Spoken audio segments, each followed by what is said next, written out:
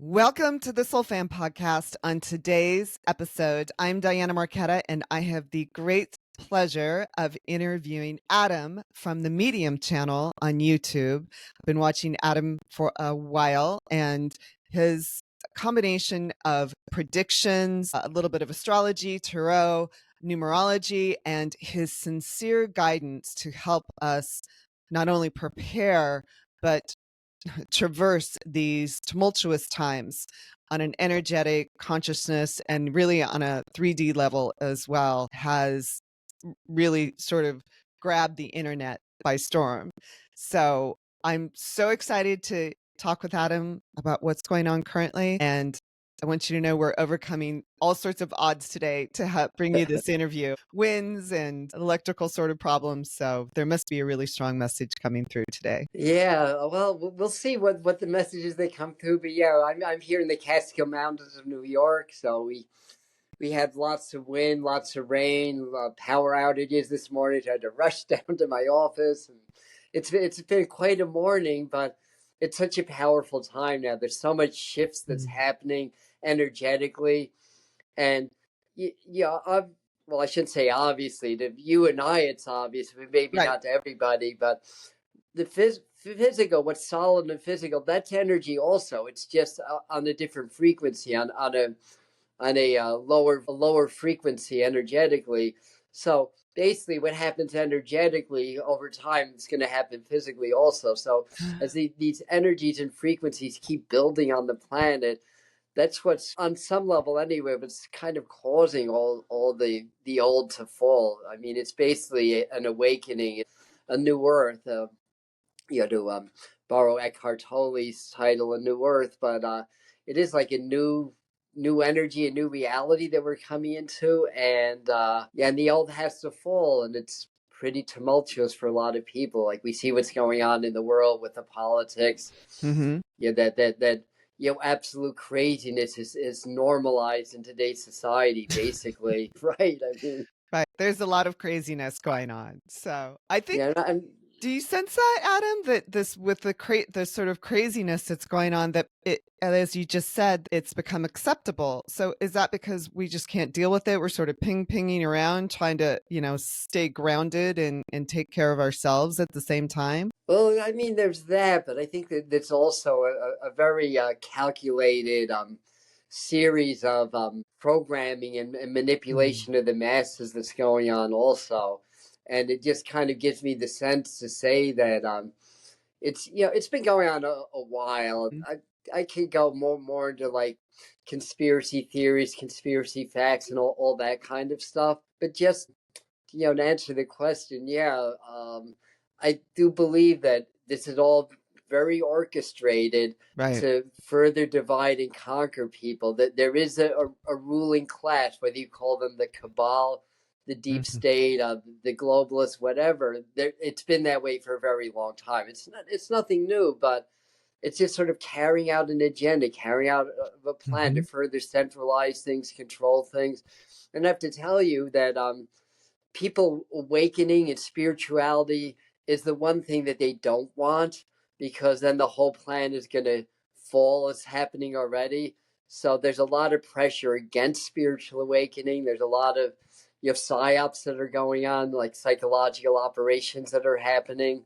A lot of frequency stuff that's going on through our self towers. I always have a little bit of shungai whenever I'm near because that helps to scatter some of that, and it's just like a process. Like think 20 years ago, and I'm not going all political on you, not like gonna bash Trump or support him or any of that kind of stuff. But just think 20 years ago, like if an eighth of this stuff was happening, and a president or presidential candidate was saying some of the stuff that he's saying now, it's like nobody would really vote for him. Like that would be totally crazy, basically.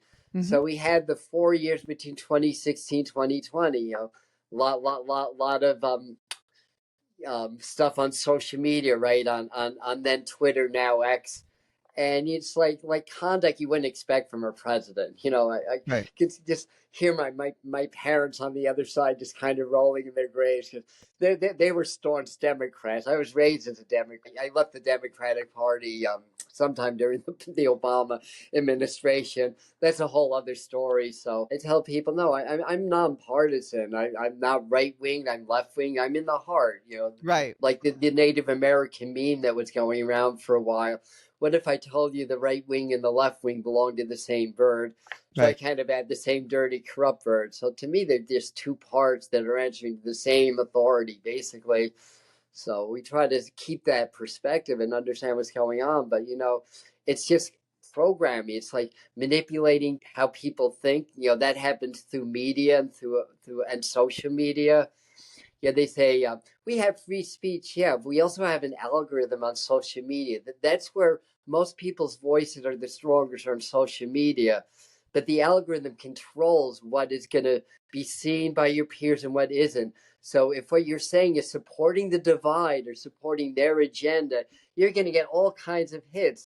If it's not, then you're going to be silenced, basically. So, it is what it is. But those of us that are on the process of awakening, that are working to help humanity to grow and help people to understand, we're not freaking out about it. I mean, I'm very empathic. I'm very upset to see all the suffering in the world, obviously, but I understand that these unfair facades in our world, like we live in a society that's built on a very weak foundation of greed, power over others, all that kind of stuff. And we're getting these higher cosmic frequencies that keep hitting the planet. The way that the structures are set up now, the higher frequencies don't support that anymore. So Right. that's why everything's coming down.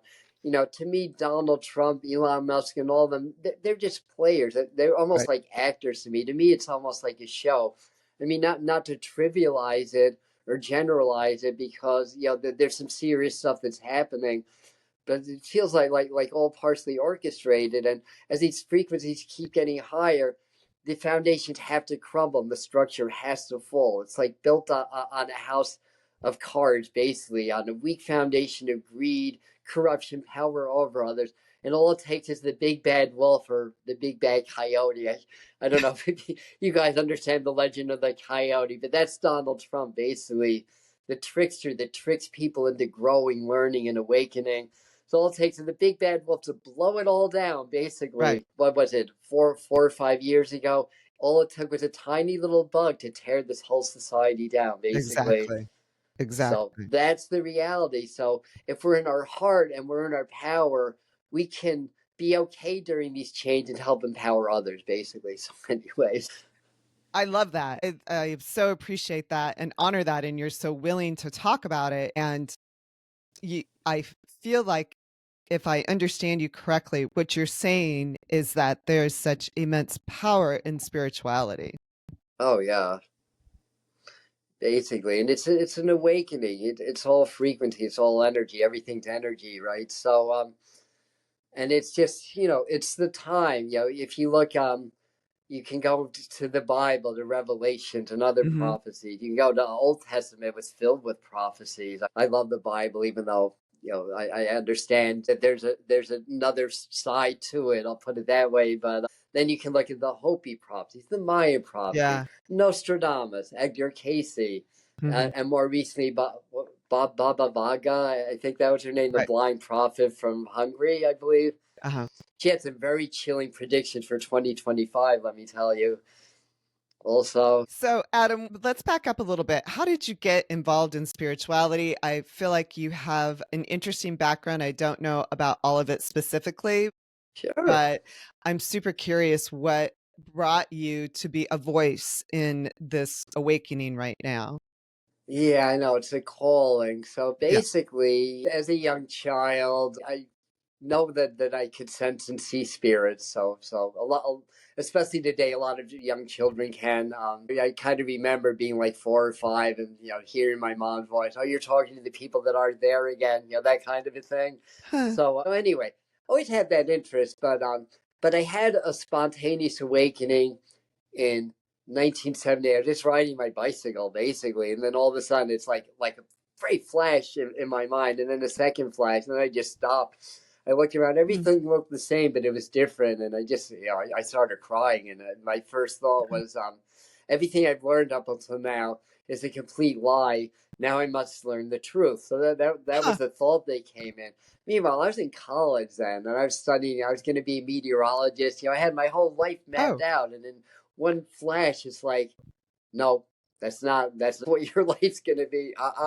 So I huh. started to get into martial arts and yoga. I started to study and to learn. But so that's how basically how it began. And after this spontaneous awakening, I was just getting these weird psychic experiences. Like I wake up in the morning, I'd see somebody in my mind that I hadn't seen for months. I'd see them that day. I'd be talking to somebody, and I thought I was responding to something they're saying. They look at me and said, I didn't say that. I just thought that. So I was getting a lot of telepathy. Mm-hmm. I was getting these things where I could breathe and focus, and the winds would blow, clouds would build up. My brother, who unfortunately just crossed over, would acknowledge that and just be really fascinated. Like, how do you do that? How do you make the clouds come? Well, those abilities started to fade over time. Not everything. That was just over the first few months after that. But it really got me, understanding. It's like, and I call it an awakening. Now that I've had more sophisticated awakening as I've gotten older, it's more like a shaking than an awakening. It's kind of like spirit, kind of like a boom. It's like you time to, get it right, basically. So then I met a psychic when I was in Oklahoma City, specifically in Norman, Oklahoma, in Oh, graduate studies and in an Oklahoma University. And she was a very prominent psychic at the time named Amberella, who since crossed over in spirit. So I was like in my early 20s. She was in her mid 40s at the time. And uh-huh. she just saw that I was very fascinated with tarot. She gave me a tarot deck. She gave me books. She told me to study.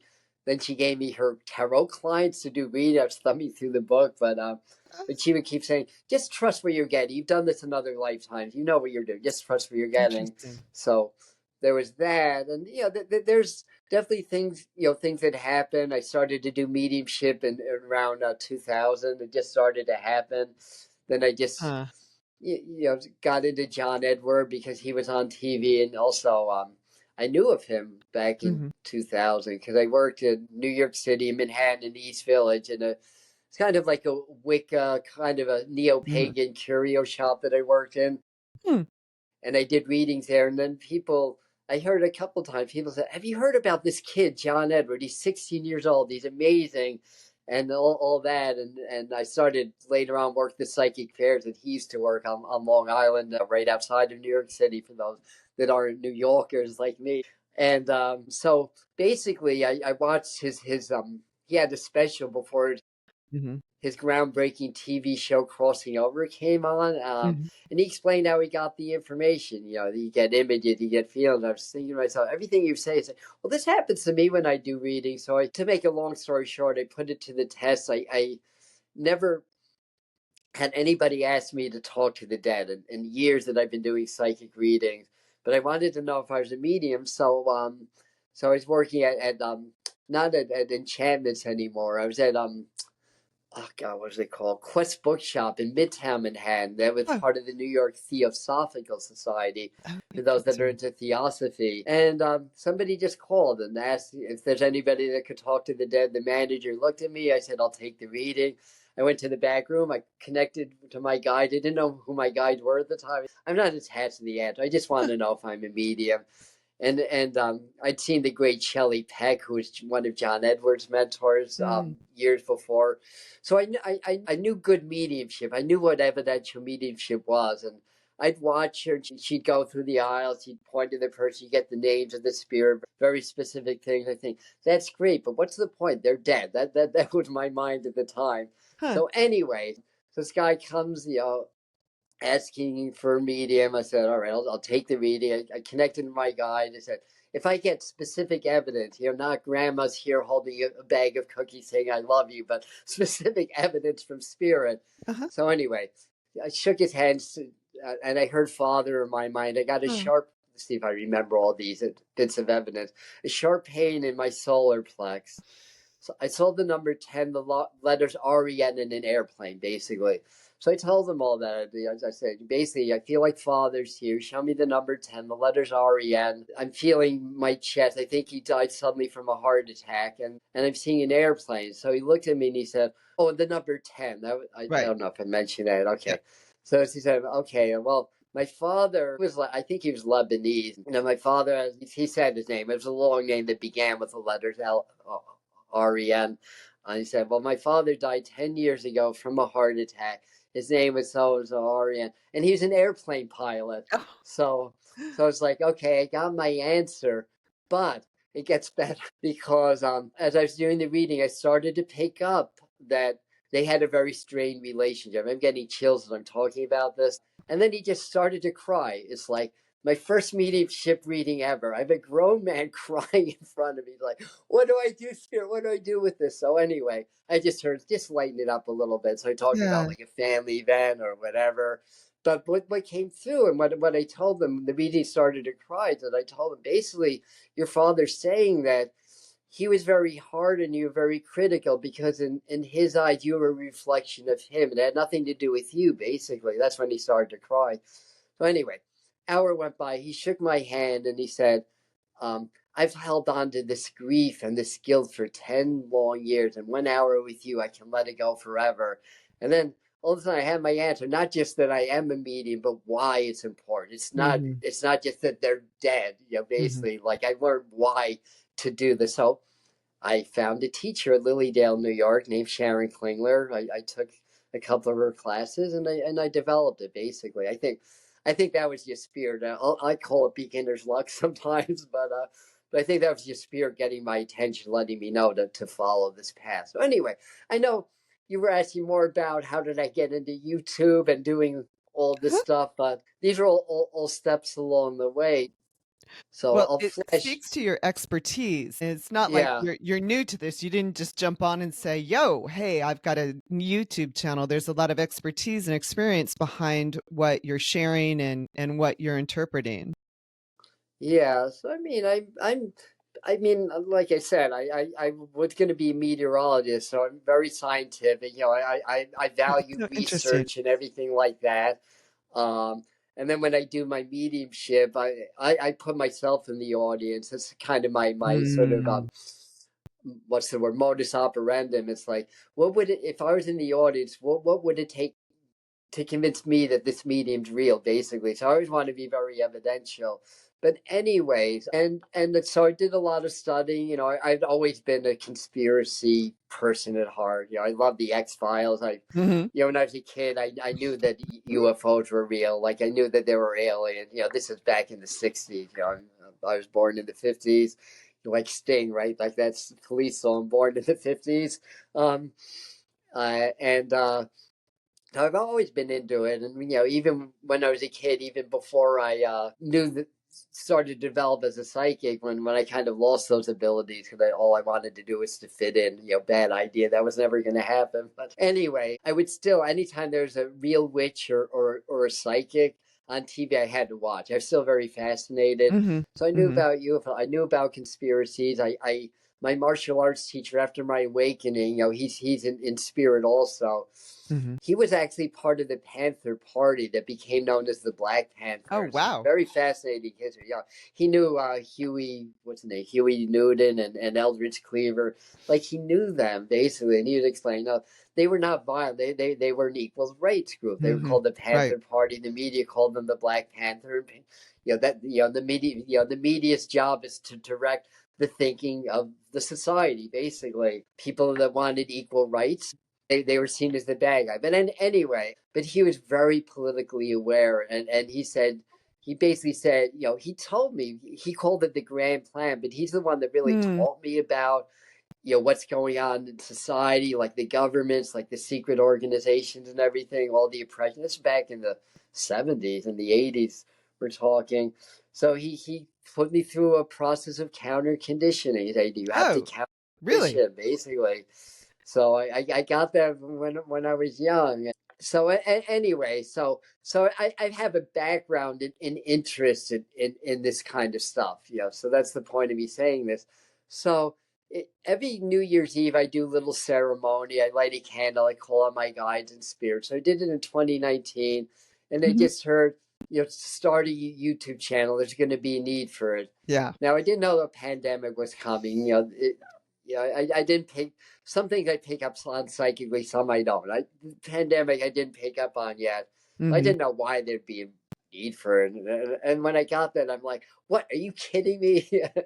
Basically, that was my response. I know nothing about I YouTube. know. I suck on camera, and I've No. gotten better, but at the time I really did. It's ironic because I have performance anxiety. I've always had that, but Oh, I've always been interesting. performing. As a musician, because I Right. used to play instruments. That's what I thought. So I'd always be performing, but I had a lot of anxiety about it. But I got better at it. But put a camera in front of me, that's it. I'm done. So anyway, but I thought about it for a minute. Said, if this is coming through from spirit, I'll accept the challenge. Part of me's been Mhm. thinking about it anyway because I like certain YouTubers. It'd be fun, Mhm. Mhm. and Mhm. and there's part of me that is a showman. I have to admit that also. There's part of me that does like the attention, like the adoration. I think I was an actor in a past life or something. So it was intriguing, and I wanted to make a difference. And I survived a pretty much 100% fatal cardiac issue in Yeah. 2017. Sorry. Was that a near death or was it an oops? Well, basically, oops, I was at this, what's the name of the church? I was doing a mediumship seminar with the late and great Janet Nohavik at Journey Within in northern New Jersey, Pompton Lakes, New Jersey. And a British tutor named Colin Bates was leading the workshop. The Mhm. third morning, I had what amounted to a heart attack, Oh, basically. sorry. It's like, and then my heart stopped and it Oh my stopped goodness. beating, and then it started beating really rapidly. And then it took me an hour. I'll try to make this a short story. I mean, by that afternoon, I pulled myself together, and the teacher had me Wow. demonstrate in front of a class of 40, Oh and my I did it. gosh. Um, but when I got home that night, I take my bath underwater, it's like my heart was squeaking. I could hear the murmur. It was so intense. So I found out I had a large aneurysm, basically Oh my gosh. I'm so sorry. 6.5 Oh my gosh. centimeters in my ascending aorta. So I found that out. There was Huh. some urgency, but not total urgency because they could have known what happened. Even on the MRIs, they would not have known this. But when I had my surgery 7 months later, mind you, and I had an Indian Sikh was my surgeon, Oh, Ambassador Brothers, Dr. Shahani. I'm a Kundalini yogi. That's like that's spirit got me with the right person. wow. Like I met the surgeon, he shook my hand, he looked me right in the eye, and he said, "Well, firstly, I'm not going to heal you. God will heal you. I'm just his instrument." And I thought in my mind, I like you. It's Yeah. like a surgeon without an ego Yeah. that respects God. I like you. And then we had other conversations that were very good. And Huh. I did some chanting. That's how I found out he was a Sikh. I did some Oh, chanting when I went wow. into surgery, Mhm. basically. Um, he wanted to know what it was. He told me more about what it was. But basically, the day after the surgery, after he's smiling ear to ear and said, God has a plan for you. Let me see if I can do this right. God has a plan for you. Basically the aneurysm ruptured. It had ruptured when I had that cardiac incident. That was an aneurysm, a large aneurysm rupturing inside my heart within a millimeter of the main artery, and Wow. the outer wall of the aorta held. And he said the position, the size of that aneurysm, the size of the tear, that's impossible. Medically, that's Right. absolutely impossible. Or he said, and I said, really? He said, well, let me put it to you this way. If you had gone to emergency surgery within 3 hours, you would have had a 50-50 chance. Mhm. So anyway, God has a I plan for know. me. So I It's a took wonder that you into account also. survived. Not only did I And then survive, 7 months like later, you're having surgery. months later, I did my cardiac rehab. 2 months after that, I was climbing mountains again, and my Wow. cardiologist just told me, frankly, you're doing better now than I thought you'd ever do in your life. Whatever you're doing, keep doing it. And nobody would know that I had this event if I Mhm. didn't tell them, by the way. Mhm. And it's funny, as a kid, even as a young adult, I look at my lifeline because I did some palm mystery. There's a Mhm. break right around my late 50s, Oh, wow. and I feeling like I was going to have some heart thing, so I kind of knew that ahead of time. But Right. of course, when I had, but anyway, so Did that was shift your mediumship or your psychic work even further? I mean, did it sometimes when we experience something on the physical level, it feels as though our energetics will change as well. So I'm just curious. not really so much, I have to say. Though the first couple of days after surgery were very interesting, and well, while I was under surgery, the surgery actually took shorter because they thought they were going to graft an aneurysm, but it burst, so they had to Wow. replace the whole aorta. They knew they were going to replace the aortic root. The very proud he got me a bovine valve. Cows are sacred in India. Level. So, so during, while I was under surgery, I have some memories about you kind of being in a room that I Like wouldn't have being called it. separated from your body and seeing Yeah, it. I wouldn't Interesting. call it a near death experience. What Yeah. people describe, I wouldn't say that I had a near death experience with that. And even before, I mean, it was a Bentall procedure. 20 years prior, I would have died because they didn't have that technology back then to do that. There's a 1 out of 8 chance I wasn't going to survive the surgery, basically, based on the odds. But I knew, I knew on all levels I was going to survive it. Yeah. I already knew that. But anyway, I was under, a lot of obviously heavy medication, including morphine. And I'd be drifting off, and there'd be times I'd be drifting off, and I call them the hospital spirits.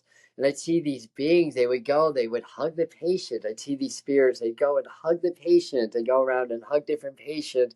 And I was actually seeing that and sensing Oh, that. wow. And then there was these spirits that would come, and they felt kind of almost sticky and slimy to me. And later on, I realized I was right now where I was in the cardiac intensive care. Like Uh-huh. the other side of the wall was the Dyson Center for Cancer and Vassar Brothers.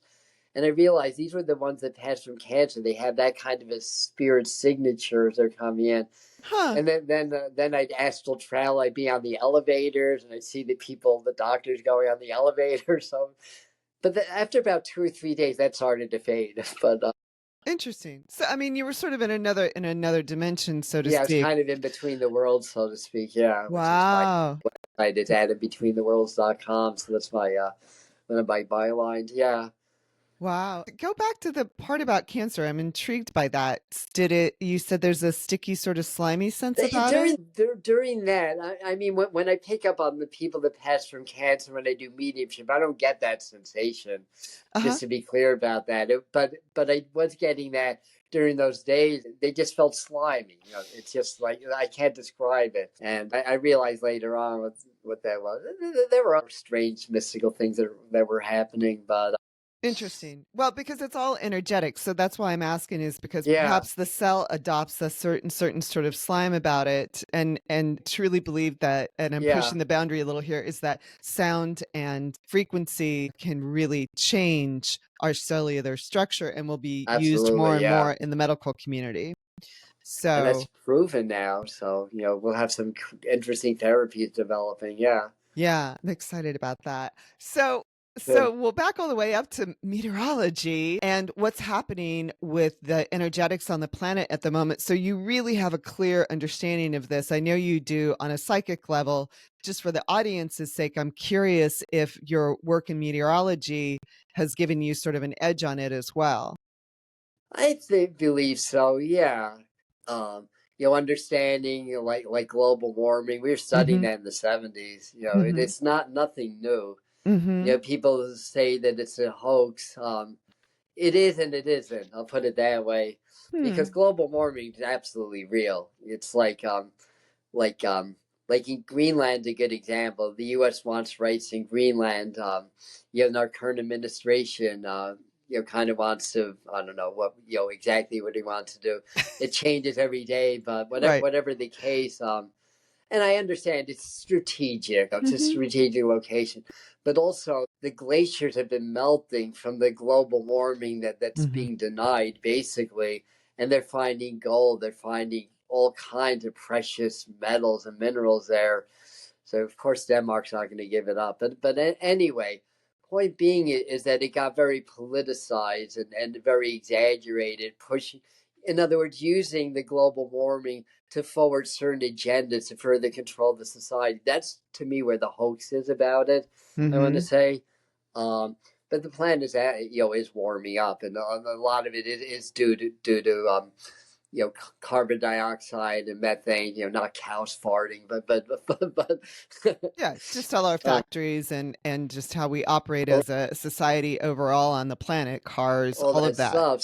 So Yeah, in that all respect, contributing. I would have a little bit of an edge because I studied this scientifically, and Mm-hmm. they came up with some really good models that are playing out. And back in the 70s and 80s, instead of trying to shoot down the theory, they had adequate time to find alternative energy. Right, And they exactly. didn't. And they But is didn't. that part of the plan so And that they that's can what I think. That's part access of the plan. minerals and Yeah, all of the sort of raw materials that we need supposedly to benefit the 1%? exactly. Yeah. That's something that's my simple answer. Yeah, that keeps it in a very kind of broad, simple, framework. Yeah, follow the money and the power. You can kind of fill in the blanks and at Right. least have an idea of what are the true conspiracies versus the rabbit holes. Because I do believe that those that are in power kind of create these wild conspiracy theories to kind of keep Mm, people going down the wrong rabbit holes. If they mm, can keep doing what they're doing, mm, everybody's very distracted. mhm. So, but when you're in your heart, you can't be programmed. So that's one of the things I really teach on the medium channels, teaching heart brain coherence and related practices, because hearts can't be programmed. Only the subconscious mind can. Program's not a bad thing. The mind works on program, just like computers do. Computers are fashioned after the human brain and the nervous system. That's the model for computer technology. But there's negative programs and there's positive programs, Right, right? of course. But hearts cannot be negatively programmed. So when you're in the heart space, you're in the eye of the storm. You can be in this world but not be of it. You don't have to be pulled down by people's emotions, which for me is very important because I'm hugely empathic. Like I'm the person that can walk in a room and feel everybody's emotions Mhm, going. And I think you understand that mhm, from your own experiences. mhm, for Um, sure. so, but when you're in the heart, you still feel. I don't want to sacrifice my ability to feel. Being empathic is a superpower. Um, Thanks. but at the same time, I don't have to be so affected by it, and I don't Right. have to be programmed by it.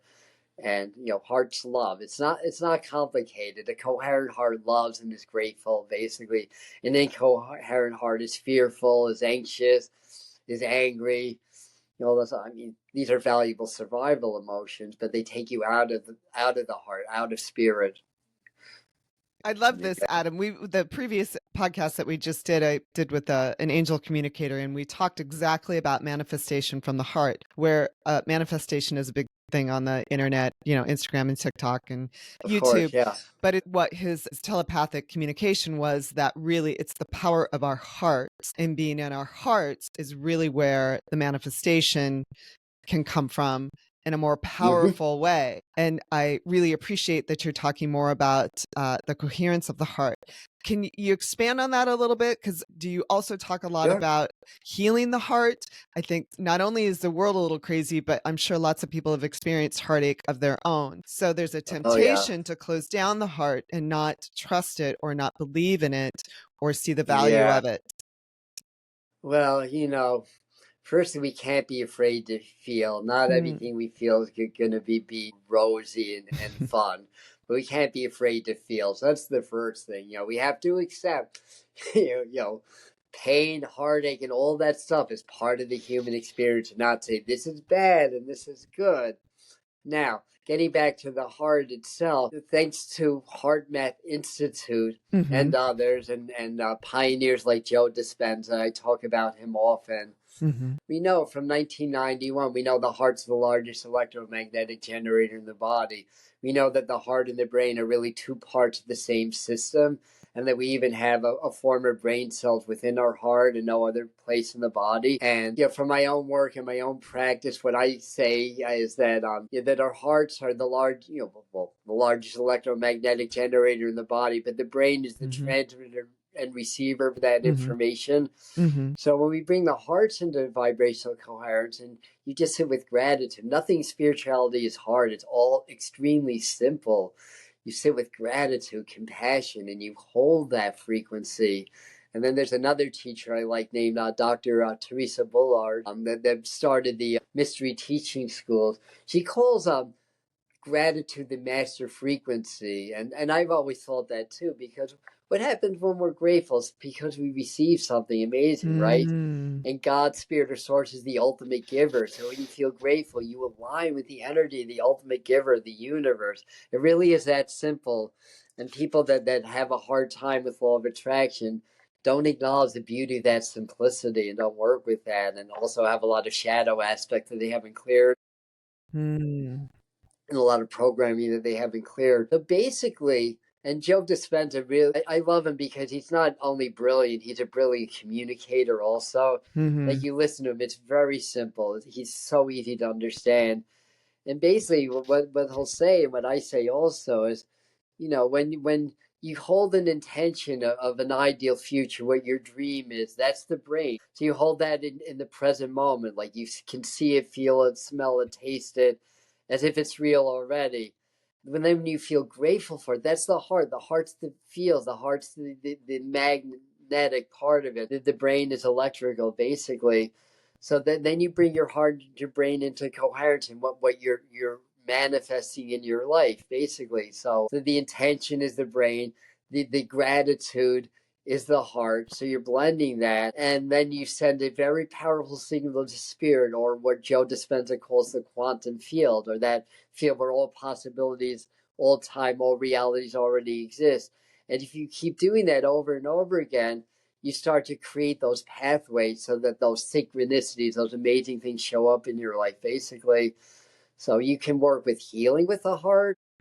And that's been shown through empirical studies. It shows that if you do heart rate coherence enough, you increase your gamma globulin A, your immunoglobulins in your body. Nature's flu shot is what Joe Dispenza calls it. I remember listening to an interview, and somebody says, this is even before COVID, said, so Joe, did you take the flu shot? Flu shot, what do I need a flu shot? I have heart rate coherence. I don't need a flu shot. And be very adamant about that, basically. Adam, will you repeat that again? Say that again, because if you heal the heart, it will increase, or if you have an understanding of heart coherence, it will increase your gamma globulin. Say that again. Yeah, the gamma globulin A, that's the immunoglobulin. So let me go into this more, because according to Heart Math Institute, what you want to do, and the way I do it, I get so present. I'm not a name, I'm not a body, I'm energy and frequency and spirit, because that's what I truly am anyways. And once I reach that, I just get such a head rush. It's almost like, I think that's when I go into the quantum field or into spirit. And I just feel grateful just for the now, because I know it's perfect. Everything is perfect right now, just the way it's supposed to be. So what, if I have a headache or whatever, or I'm having a bad day, that's just a personal story. That doesn't have anything to do with the present now. That's just my personal story or whatever. So anyway, so I go into so when I do this, or let me back up a second. What Heart Math Institute recommends is you get relaxed, you get present, and then you feel grateful and compassionate. And I like Greg Braden also, and the way Greg Braden teaches it, he says, if you can hold any combination of these four emotions, and those are gratitude, appreciation, caring, and compassion. So if you can hold that, then you tap into the master frequency. So anyway, to me, gratitude with a dash of compassion is what works for me, basically. So if you can feel grateful, hold that for 10 minutes. Do that 3 times a day. According to empirical studies from Joe Dispenza and others, it increases the gamma globulin A. That's the immunoglobulin up to 50%. That's a big part of your immune system. I understand a lot of people are getting cancer now. coincidentally or otherwise, and lead a Right. new mRNA and AI technology to fight cancer. Right. You take that any way you Hmm. want to take that. Mm-hmm. I smell a rotten egg. I'll Yeah, put it I know that there's a way. But rat in here somewhere, I think. I see a rat. But whatever the case, we need to be self-sufficient. We need to learn how to heal our bodies. Right. We have You have the capacity. dormant DNA that can heal things like cancer. A lot of things. Mm-hmm. Again, of course, just for the disclaimer, we recommend you see doctors Of if you're sick and course. all that stuff. Right. But that said, so there's that. So it increases gamma gamma. That's part of the immune system. Flus, COVID, all that stuff. I didn't do a COVID shot. I did catch COVID a couple of times. I didn't do the shot. Personally, that's my own personal choice. Right. I Now, understand. also, it releases more telomerase in the body, Mm. which protects the telomeres of the chromosome during divide. So it's anti-aging also, because one of the two ways that we age is every time the cells divide, the telomeres get shaven off, and Ah. according to science, 120 years. That's it. Your chromosomes are toast. But people have lived past 120, and people have been interviewed that have lived long lives, and those all say, "I live from the heart. I live in Wow. compassion." Coincidence? I think not. So it opens your intuition. It opens these innate healing abilities. I believe that once we evolve to a certain point, like chameleons, we'll be able to grow new organs in our body, new limbs. I believe that ability exists within us. It Mm-hmm. has to. If it exists in animals, it exists in Yeah. humans. We're not different from that. It has to, basically. But we're still quite primitive. And this isn't just my theory. I've read this and heard this from other sources, but I believe it that cancer, which is a horrible disease, Mm-hmm. taking so many lives and causing so much Mm-hmm. suffering. Mm-hmm. But what if we get more involved, if we can consciously control our cancer cells? We Right. all have cancer cells, and we can do that to grow new limbs. I think that that's a vehicle towards another level. And we have just ordinary, just the primitive human body. We get a cut, our bodies heal that cut. We get sick. Our immune systems fight that pathogen. But what if there's a higher level? There's dormant DNA or potentials that could heal on an even higher level. Like I used to have eczema. The worst Hmm. case of eczema that the chief dermatologist at NYU Hospital, that's what he told me. That's the worst case he'd ever seen in over his 30 years of practice. I Huh. don't have eczema anymore because I've worked with mind over matter, Right. I've used my heart brain coherence, and I made the reality in my mind of being healthy. No more steroids, no more being up all night itching, and no more bloody Mm-hmm. skin from scratching too much. No matter how I was feeling, honestly, some days were better than others. Mm-hmm. There were days I would go into victim mode like any other human Of being. It course. sucks. I want to die, blah, blah, blah, or whatever. But once I get over myself enough, just every day, and I get so proud in my mind, I don't have eczema. And he made that my reality. I did that every day. And within 3 years, it went away. Now I augmented that with diet. So what we feed our brains and what we feed these bodies, those are the two most important factors in your health, in my opinion. Mm-hmm. Pathogens and genetics obviously play an important role also. But that can be overcome. That can be overcome. So I got the message from Spirit that a lot of the eczema, I had it since I was a little baby. I was bottle fed. Mm-hmm. That's probably why. And even in the early 1960s, you got your first shots when you're like 4 or 6 months old. Mm-hmm. Well, interestingly, that's exactly when I developed eczema, Oh, according to my mom. After the first vaccines. interesting. Coincidence? Could be, maybe not. But Probably not. whatever the case may be, I had this condition from a very, very early age. And what was I going to say? Well, you've been And I able. did. Go ahead. And I developed, we all develop leaky gut syndrome, if we don't eat right and have a lot of grains and a lot of lecithin in our diet. I mean, that's kind of known. So I did the diet. It's a very strict diet. It's a little bit like a paleo diet, and Mm. being a vegetarian, it was a little bit harder for me than people that Mm-hmm. eat meat. Mm-hmm. Lots of supplements like quercetin, L-glutamine, lots of bone broth for the For the what's it protein. called? The collagen, Okay. all that. So I did it one time. It got better. It didn't go away. Then it came back.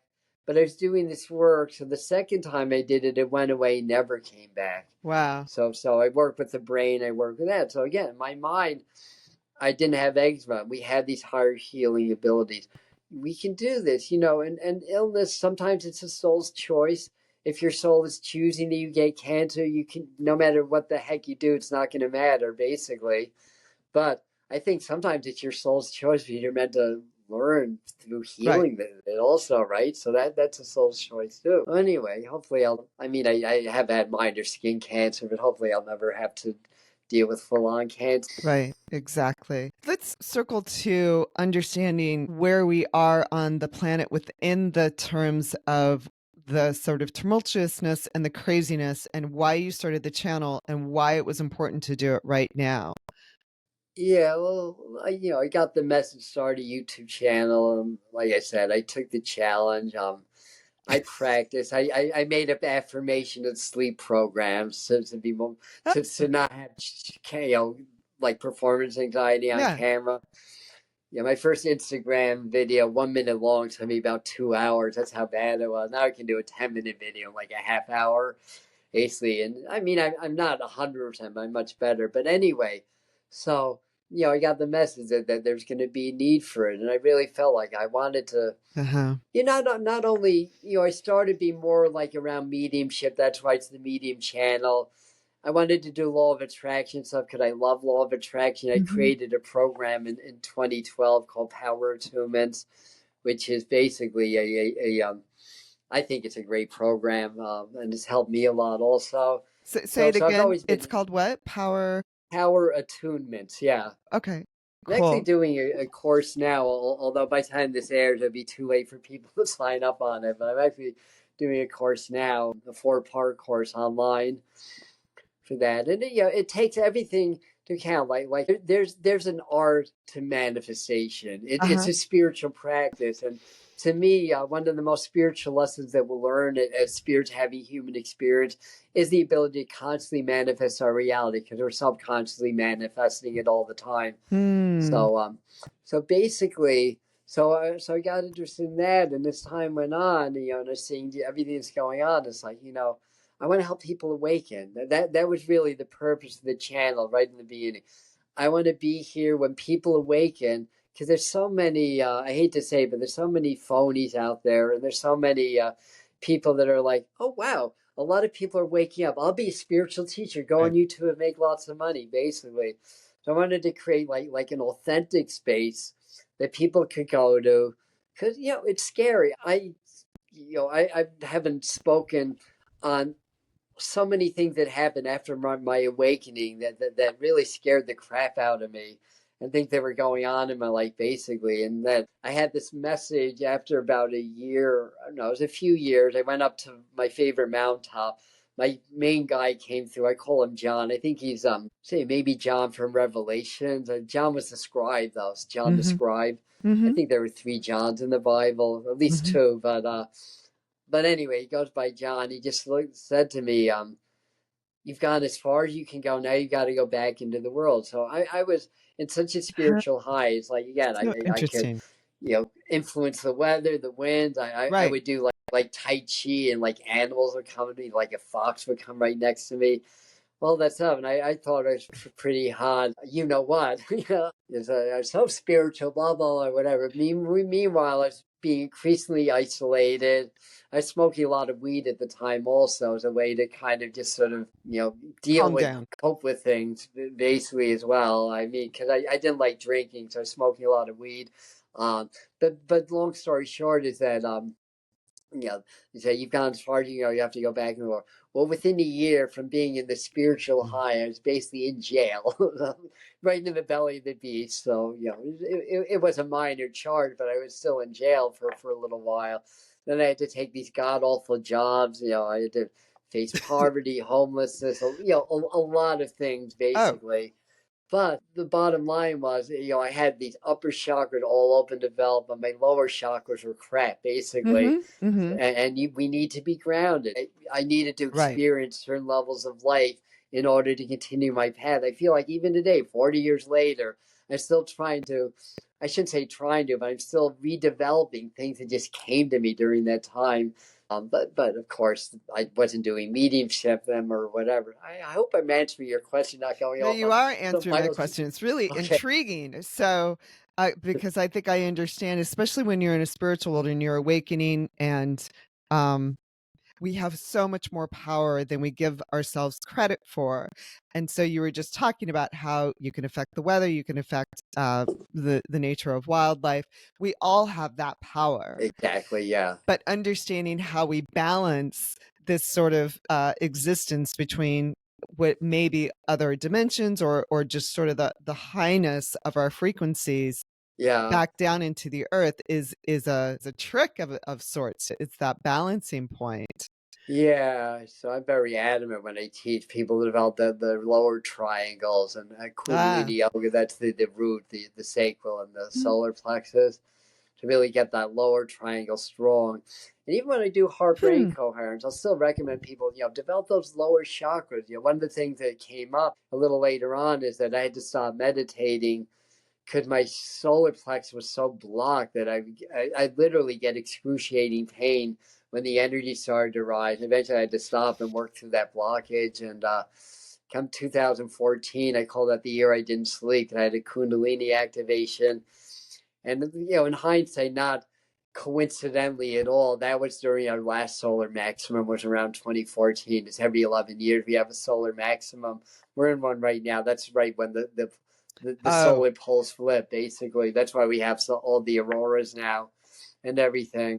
But I barely slept. I had to stop my practice because I wasn't sleeping. I'd be up at night, like shaking rather than Mm-hmm. sleeping. Mm-hmm. If I got 1 or 2 hours, that would be good. Like, it got balanced. But anyway, there's these different levels of awakening. But I recognize that spiritual awakening, that's what's happening.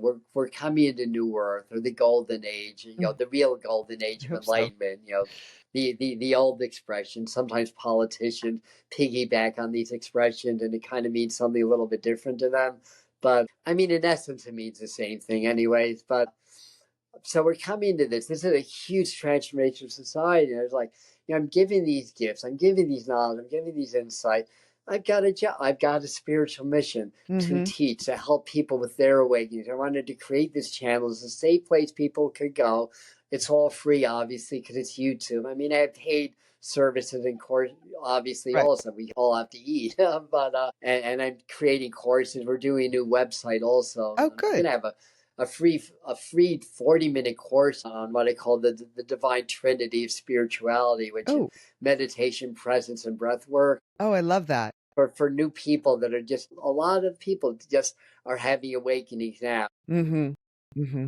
And I have a few clients like that, and more people are going to have that. And so all of a sudden, it's like, if they don't know what's going on, their world just gets turned upside down. Exactly. And your If world you does ever, get turned upside down, we yeah, might mention. So yeah, and it really does. it Yeah, it's not does. just feel that, it really happens. Yeah. But there's a So, purpose behind it, and not to lose hope for that. yeah, And you're not alone in this adventure. So it will get better. yeah, It does get exactly. much, Yeah. much better. Yeah, you just have to keep, you have to do some basic spiritual practice. Mm-hmm. Meditation is where it all begins. Just the ability to be present and to allow your conscious mind, or your internal dialoguing mind, the personal Uh-huh. mind, to really be there as a servant for the spirit, not the other way around. It's like Mm. the ego thinks it's the master, not the Mhm. servant, Mhm. basically. Mhm. So it's all part of it. There's always challenges along the way. And I've been meditating for 40 years. My Mhm. thoughts will still interrupt me. It's a process that we're all developing and growing through. But it's a frequency shift. Like, there's stronger energies going through our bodies. It's changing our cells. We're becoming more crystalline. We're coming out of the primitive, more graphite body, coming into the diamond body. We're carbon-based units, right? Mhm. I'm a Trekkie also. Mhm. Awesome.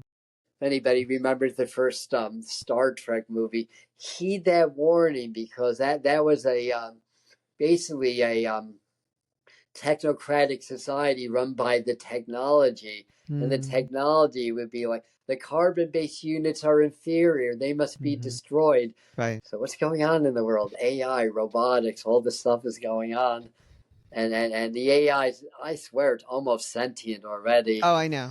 I agree. If you It give it is. specific instructions, tells you know, be impartial, this, that, and the other thing. Uh, Ask about things that are going on, and it'll spit out all these conspiracy theories right on ChatGPT Right. about the governments, the deep state. It'll tell you all. It's all there, basically. Right. So how can that be a conspiracy then? Just saying. So I don't really think it's a conspiracy at this point. Well, that's a whole other topic because he was like, yeah, all the corruption is going to be exposed, blah, blah, blah, number 47, all this stuff.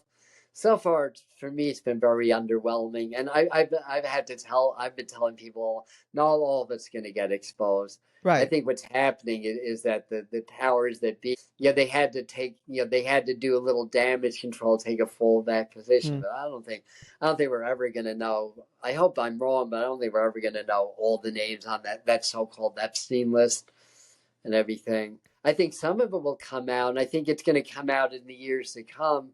But anyway, so where So, was I? so in your predictions, so curiously, when you do a lot of predictions on the channel or in your shorts, that sort of, I know we're all super curious about that. I'm curious why, and we love predictions, don't we all? I mean, I'm always looking for Yeah. answers like when's the big earthquake here in Los Angeles?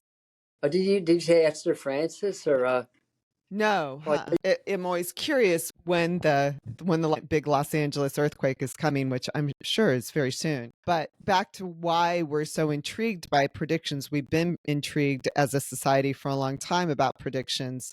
Is this also part of your effort to help prepare people and give them an opportunity to get ready on multiple levels, not just, have a battery pack in the house, but in other ways? Yeah, absolutely. I mean that's one way. I mean, to me, predictions are points of references. We understand Mm. timelines are fluid. If we change the energy, we change the outcomes. Mhm. What I'm finding as a trend is that a lot of the predictions do come true, Yeah. whether they're mine or others, but often not in a severe form as it could have been. So I'm Mhm. finding that is a trend. I do feel like we have, whether they're interdimensional beings, extraterrestrials, spirit guides, ascended masters, angels, whatever the spiritual hierarchy, they're watching out for us. They're helping us, and I think that they're helping to make a lot of these predictions not be so bad. Mhm. Basically, so that's what I've been noticing. So last year, 2024, probably I think it started in the spring. I predicted an earthquake in LA in December. Mhm. Um, there's an earthquake. It wasn't in LA, it was in Northern California. It wasn't Mhm. in LA. Mhm. It was what? I mean, it was a 6.7, 6.8. I mean, that's still a good shake. It's still a But good by shake. California standards, Right. yeah, I could take We're that getting as a used to it. psychic hit. But by California standards, anything under 7.0 is almost negligible. At this point, yeah, we're pretty Right. tolerant. But it still feel like that's happening. Mhm. And yeah, I kind of put that out in my winter forecast and my January, my February forecast. Obviously, we're March and it hasn't happened yet. But, I mean, It's not over yet. psychically, or if you understand geology, no matter Exactly. what vehicle you use, there's an earthquake coming. It's a matter of when, not if.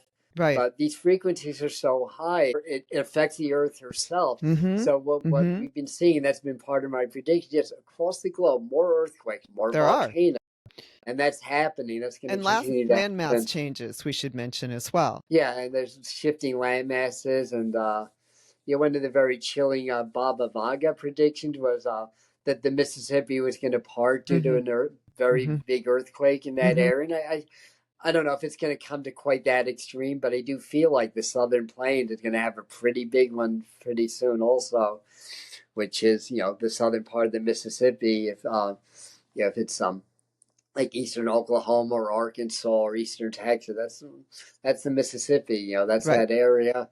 Uh, certainly California. I feel like there could be something right around, I don't know, San Diego or right Mm, offshore or something like that. But I think this would be a non tsunami earthquake if I'm getting the energy right, even if it's offshore. You're saying, no, the full line really, there's like three different full lines that mhm, run around that area. So mhm.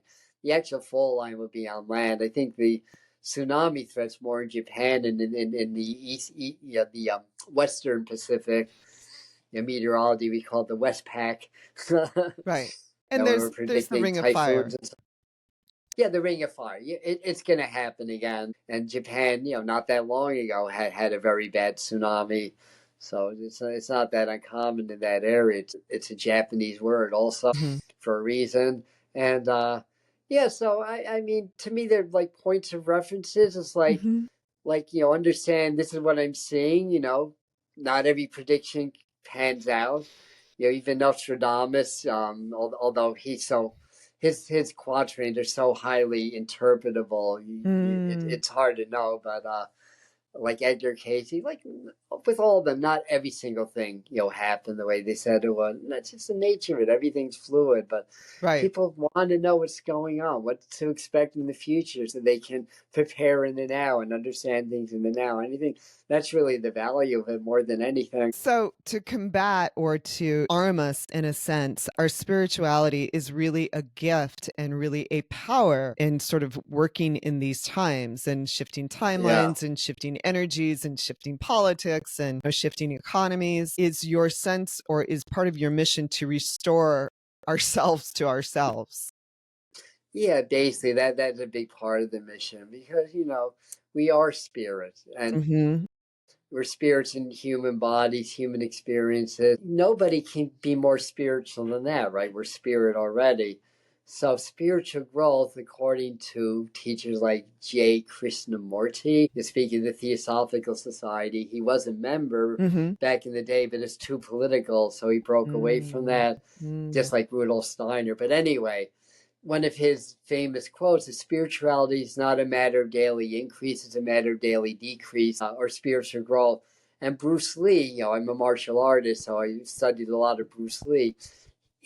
One of his philosophical, what's the right word? Well, teachers was Jay Krishnamurti, so he quoted Jay Krishnamurti a lot. So that was one of Bruce Lee's quotes: is spiritual growth is not a matter of daily increase, a matter of daily decrease, because we are spirit. It's all this other mm, stuff that blocks us from knowing who mhm, we are, mhm, our stories, our programming, our experiences, other people or whatever. So you kind of shed away the layers mhm. basically. But you'll do that much more efficiently if you remove the core that's been the magnet, all these negative layers. Now, I learned that doing an ayahuasca journey. I only did ayahuasca one time. That's all I needed. I thought spirit was calling to me that it's flat out miserable. But at the end of it, I was at my birth, my passing, and the present moment all at the same time. Uh-huh, And I realized every problem. I mentioned smoking weed. I uh-huh, had a very very bad addiction disorder in the past. It wasn't just pot. I'll put it that way. But at the crux of it, I was at my birth, my death, and the present moment all at the same time. uh-huh. Um, and I realized in that moment that every problem in my life stemmed from the pain of being born. Oh, I had a interesting. traumatic birth, apparently. I know Oh, I was ripped away from my mom because I had jaundice. aw, So I was separated from my mom. And once I got that, and it's interesting because I just kept getting higher. I had to separate from the circle. I was having such a tough time. Everybody was coming down. If you've ever done an I ayahuasca have not. ceremony, there's a shaman. It's not for everybody. I I'll put it that way. I've studied it a lot. But I was called to it. I was called to it, so I did it. And they were all I kept getting higher, but as soon as I had that experience, it just left. There are spirits connected with ayahuasca. Yes, for And sure. some people use that as a big part of their spiritual path. I when I was younger, I experimented with hallucinogens. So I was no stranger to it. But so I realized, and once I got that, that's when I stopped smoking weed. Actually, so that's going back, a number of years, a lot of years actually, because to do. I had a very good shaman. We did it the right way. It was north of Woodstock where I live. How one of the stipulations was, if you use cannabis, you have to quit for a week, Ah, because the cannabis stays in the system for a very long right. time. If you drink or use coke, which I didn't do either of those, you had to give it 3 days. But weed, you had to give it a week. So I stopped smoking. It is addictive. I had a hard time sleeping. I sweat a lot. So people that think it's not physically addictive, well, if you did as much as I did, No, it it is. is. It is. And then when I had that, I had no desire to even go back. It's almost Hmm. like before that, I just assumed I'd be smoking weed my whole life because I enjoyed it. It was an addiction. I just had no desire to even go back. It's kind of like it all changed after that. Again, I don't recommend that for everybody. But it helped you to find the source of your primary pain Yeah, and basically and once release it. I was able to release that core pain, Right. then all those layers, that they're not magnetized to that core anymore. It's all vibrational and energetic. And that's why people fail in law of attraction. They fail because they haven't done the shadow integration work yet. Interesting. It's like they're in a vibration of lack and they're trying to create an abundance. It's not going to work that way. And we're 95% subconscious. We didn't even know that. Money's the root of all evil. Money doesn't grow on trees. You've got to work hard to make money. I tell you that the richest people in the world work a lot less than we do. Exactly. They Exactly. paid their dues. They worked hard at one point in their life. They worked a lot on average. And it's people don't understand that the programming is so deep. And then they're like, oh, law of attraction doesn't work. It's a bunch of BS or whatever. And meanwhile, they haven't been able to clear what's been magnetizing what they wanted, they want to get rid of in the first place, and then they realize they really focus on lack. It's like, oh, I'm going to create a lot of money. Why am I doing that? Because I have bills to pay. I'm scared that I'm not going to have enough money. Well, guess what? You're just projecting more lack into the ethers, and you're just creating more lack that way. So you have to really learn how to clear some of that programming, or at least step aside from it, even if you haven't fully cleared it when you're doing your work, and be in the abundance. Again, that's the heart, that's the gratitude. So I want to teach people that. I want to teach Mm-hmm. people to manifest their own reality, how to awaken safely, Mm-hmm. because Right. it's not always safe, but there's ways to make it safe. And I want to help people to evolve, and the selfish reason for that is the more people that evolve, the better the world I'm going to be living in. Exactly. As you're just saying, awakening is can be a painful and shocking sort of experience. And it's kind of Absolutely, you yeah. to say how you would like to help people awaken safely, because I feel like there's a lot of like back and forth. Well, is it really this way? Am I doing the right thing? I have no choice. They start to awaken, or they start the process of facing their shadows. And then it becomes so painful or confusing that they step back into sort of the 3D or to the matrix, Yeah, whatever, the old programming, because that's safer. That's a safer place to be. I know what I'm dealing with there. This yeah, is a whole new sort of reality, and I'm not sure I'm going to get through it. yeah, exactly. Yeah, that's part of it. Yeah, exactly. Very cool. So you've shared a lot of time with me today. Tell me what you sort of see, if you don't mind, for the remainder of the year, and what's important for us as spiritual beings to sort of embrace at this time. I mean, I'm seeing just, a continued breaking down of the systems of our world, basically. Lots of, new discoveries, lots of forward movement with the AI. I feel like April is a very critical month for a lot of reasons. Mhm. Partly because I think that there's three, possible things that could jeopardize, Donald Trump's presidency.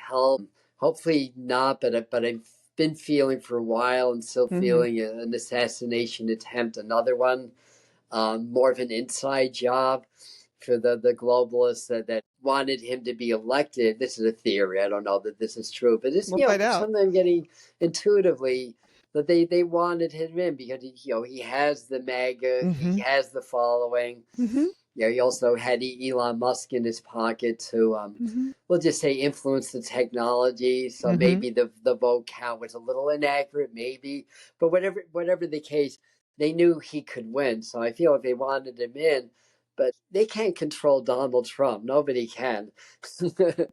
I mean, again, I have mixed feelings. He's not who I would vote for, honestly. I'm concerned with both candidates. Like I said, corruption is on both sides, on Of both course. parties, and he's exposing the corruption. Is he exposing himself, the Republican Party, the Democrats? Like, what corruption is he exposing? But anyway, I certainly wouldn't wish him to be dead Of course. or assassinated. But to me, this feels like it would be an inside job, because then they would get Vance up. He's all in on Project 2025. So Remind me of what anyway, Project 2025 is. I'm certainly familiar with it's sort of 2030. like the Republican playbook, and includes things like depopulation, attacks against the transgender community. We're seeing a lot of that already, honestly. I don't have the full list, but things with the economy, basically, abortion, all that kind of stuff. That's basically, very control based. I wish I could, off the top of my head, think of some of the other edicts for Project 2025. But basically the Republican playbook, really to control people and everything, and a Right. lot of it, is to do with AI and surveillance, preparing smart cities and all that kind of stuff. Yes. It's all a lot of surveillance, very 1984 in a way, also. Yes. Um, So how do we handle all of this from a spiritual perspective, and how, if we are really into our hearts, really connecting with our heart coherence, do we even really need to pay attention? But it's hard not to, if we're present on this planet, not to. So, and that's here in the yeah. United States, and we see how people are being affected one way or the other, even if it's just going to the grocery store and looking at the price of eggs at the moment. Well, firstly, we do have to be aware of what's going on. Okay. See, I'm a martial artist, so I'm an advocate of spiritual warriorship. One aspect of spiritual warriorship is that we assess our playing fields and come up with strategies that'll Right. win, whether the fight is psychological, emotional, physical, whatever it is. So I do believe that we have to be aware, and the more that we can awaken and raise our vibration, the more we're going to feed the collective to help everybody to raise theirs. So I tell people, a lot of people are very angry, upset, and confused. They're like, what do I do? What do I do? Do I go protest? Do I write my Congress? I'm like, no. I mean, it's good to take affirmative action, Sure. obviously, but I'm like, no. What you need to do is connect more through the heart, connect more with spirit or source. Once you're able to do that, spirit will tell you what affirmative action you should take that's going to be a lot more effective. Otherwise, it's action based on fear and anger, basically, and you're not going to get the right answers. If you're reacting because you're afraid or angry or whatever, I need to do this or that, that's just feeding their agenda. That's not feeding the awakening. But if you're able to open your heart, raise your vibration, help people, choose wisely. If people are not reachable or teachable, don't waste your energy on them. Trying to teach those types of people, and keep doing that. Keep raising your vibration and helping others to do the same. And the more people that awaken, the more these negative agendas are not going to happen. Right. They won't be the more we're going to successful. overcome. And we'll get back to being a true democracy in this world, powered by the people, for the people, not power over the people, basically. Right. Exactly. So, how can people get in touch with you? How can we take the Power Attunement course, which I hope you offer again, perhaps? Oh, I will, and we have an audio, an MP3, I guess it is, an audio, like a 2.5 audio for sale of the whole program and the Awesome. meditations. So that's available. So the YouTube channel is the Medium channel, firstly. So all that's free, and hopefully people will be interested enough to check out some of the videos. My website is atombetweentheworlds.com. So it's atombetweentheworlds.com. The email is info@atombetweentheworlds.com to get more information. And that's how you contact us, whether you want to check out what classes we have going on, or if you want to do a private session with me. I do mediumship readings, psychic readings, and I also do a form of energy channeling through a group that I call the Master Teachers. Oh. When they come through, it's like they work with my frequencies, and I'm able to actually affect a large group of people. I do that online. but so I can do energy healing that way also. Oh, So I do beautiful.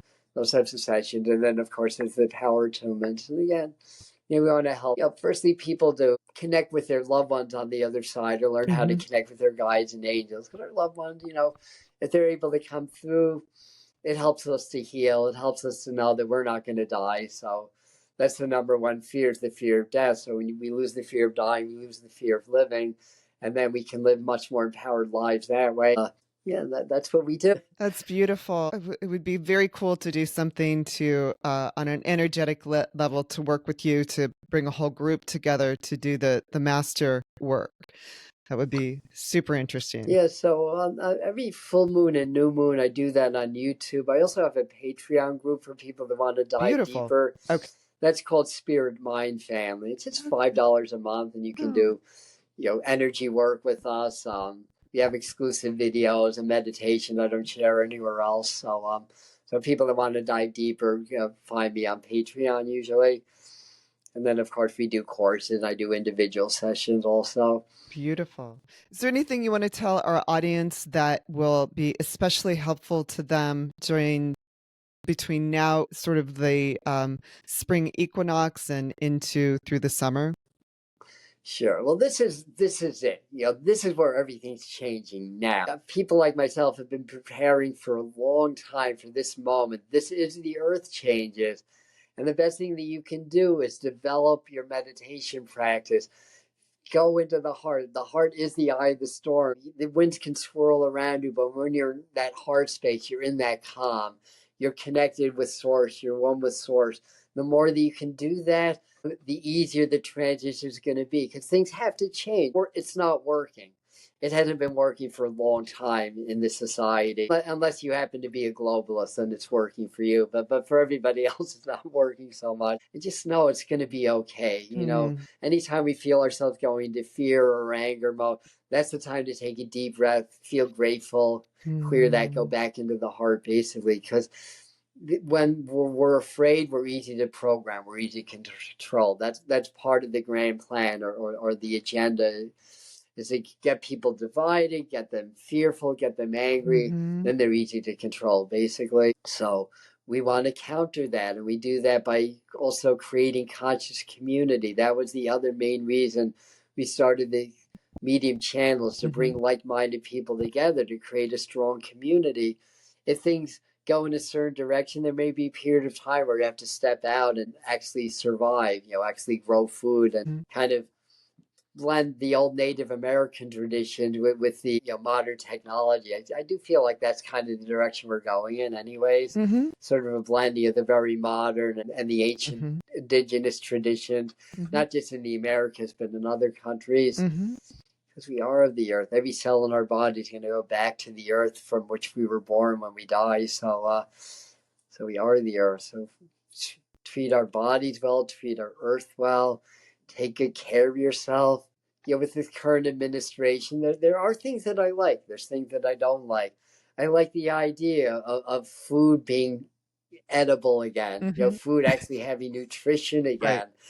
I like that idea. I like the idea of educating people about vaccinations so they can make informed decisions, not fear-based decisions, because people are telling you, if you don't do this, you're going to kill some old person or whatever it is. Well, they knew darn well, at least I believe they knew darn well, that the vaccine was not going to stop the transmission of COVID, vaccinated or not. The only safe thing you could do is isolate, not go out with masks, not even take vaccines.